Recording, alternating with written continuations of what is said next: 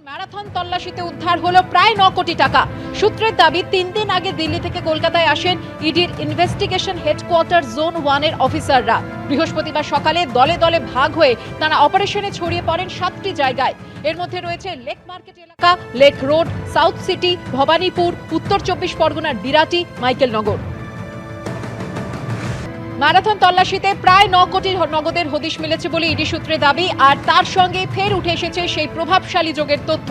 Supreme কোর্টের নির্দেশে নির্বাচন কমিশন যে তথ্য সামনে এনেছিল তাতে দেখা যায় রাজনৈতিক দলগুলিকে সবচেয়ে বেশি চাঁদা দিয়েছে স্যান্টিয়াগো মার্টিনের সংস্থা ফিউচার গেমিং। এই স্যান্টিয়াগো মার্টিন এবং তার ঘনিষ্ঠদের ঠিকানাতেই বৃহস্পতিবার থেকে তেড়ে ফুঁড়ে তল্লাশি চালায় এনফোর্সমেন্ট ডিরেক্টরেটের একাধিক টিম। এই সংস্থার বিরুদ্ধে হাজার হাজার কোটি টাকার কর ফাঁকি এবং আর্থিক তছরূপের অভিযোগ রয়েছে।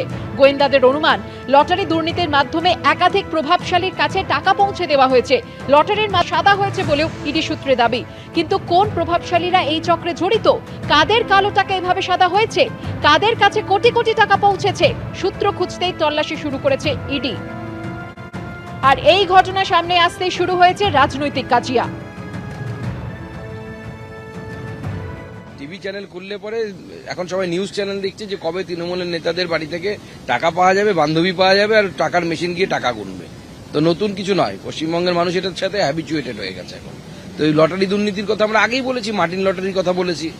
যারা পশ্চিমবঙ্গের যে লটারি ব্যবসাতে যারা স্থানীয় লটারির লোকেরা ছিল তারা সব দেখুন আউট হয়ে গেছে। এই লটারির বিষয়টা একটা অন্য রাজ্যের একটি মামলার সূত্রে যারা তদন্ত করার তারা তদন্ত করছেন। আশা করব তদন্ত রাজনৈতিক উদ্দেশ্যে কোনো কাজ করবে না।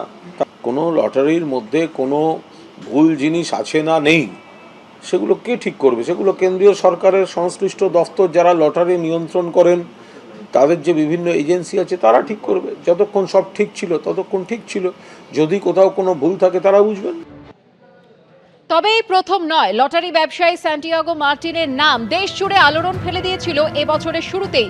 সুপ্রিম কোর্টের নির্দেশে এসবিআই প্রকাশিত নির্বাচনী বন্ডের তথ্যে দেখা যায় রাজনৈতিক দলগুলিকে সবচেয়ে বেশি চাঁদা দিয়েছে তার সংস্থা ফিউচার গেমিং। সুপ্রিম কোর্টের নির্দেশে এসবিআই দেওয়া নির্বাচন কমিশনের প্রকাশ করা তথ্য অনুযায়ী গত 4 বছরে নির্বাচনী বন্ডের মাধ্যমে গোটা দেশে সবচেয়ে বেশি টাকা পেয়েছে বিজেপি, আর তারপরে দ্বিতীয় স্থানে রয়েছে তৃণমূল। তারা পেয়েছে প্রায় 1609 কোটি টাকা। আর প্রায় 5 দশক ধরে দেশ চালানো কংগ্রেস টাকা পাওয়ার নিরিখে রয়েছে তৃণমূলের ওপরে। আর সবচেয়ে চমকপ্রদ বিষয় হলো নির্বাচন কমিশনের প্রকাশিত তথ্য অনুযায়ী লটারি কিং স্যান্টিয়াগো মার্টিনের সংস্থা ফিউচার গেমিং অ্যান্ড হোটেল সার্ভিসেসের কাছ থেকে নির্বাচনী বন্ডের মাধ্যমে 542 কোটি টাকা চাঁদা পেয়েছে তৃণমূল। ডিয়ার লটারির মালিকের সংস্থা তৃণমূলকেই সব থেকে বেশি চাঁদা দিয়েছে।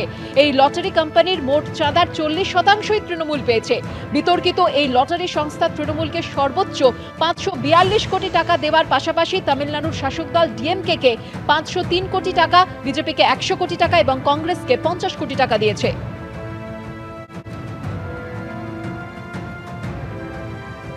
এটা ভাইপো লটারি। তৃণমূল কংগ্রেসের ইলেকটোরাল বন্ডে ফান্ডে 600 কোটি টাকা দিয়েছে। রাজ্য সরকারকে 4,500 কোটি টাকা ট্যাক্স দিয়েছে। তৃণমূলের নেতা নেত্রীদের টিকিট লাগে, সাধারণ লোকের টিকিট লাগে না। এবং সোল্ড টিকিটে কোনো প্রাইজ হয় না, আনসোল্ড টিকিটে প্রাইজ লাগে। এবং আইপ্যাকের তৎকালীন 2021 সালে ভোটের সময় ডিল করেছে, জেতার পর থেকে এন্ট্রি দিয়েছে। পশ্চিমবঙ্গ সরকারের গৃহলক্ষ্মী, ধনলক্ষ্মী যে সরকারি লটারি সেগুলো বন্ধ করেছে চোর মমতা। সরকারি লটারি বন্ধ করেছে, করে ডিয়ার আর মার্টিন লটারি ছেড়ে দিয়েছে। এবং এই ইলেকট্রাল বন্ড ব্যাপারটা বিজেপি শুরু করা, এবং তখন বলা হয়েছিল এতে স্বচ্ছতা থাকবে। যা নিয়ম কানুন হয়েছিল সেই নিয়ম কানুন মেনে হয়েছে। এবার তার মধ্যে কোন সংস্থা তাদের আসল ব্যবসায় কোনো গণ্ডগোল আছে না নেই সেগুলোর সঙ্গে এর কোনো সম্পর্ক নেই। ফলে সেগুলো দেখার দায়িত্ব হচ্ছে কেন্দ্রীয় সরকারের কনসার্নড এজেন্সিস যারা আছেন তাদের। তো তারা বুঝবেন সেটা।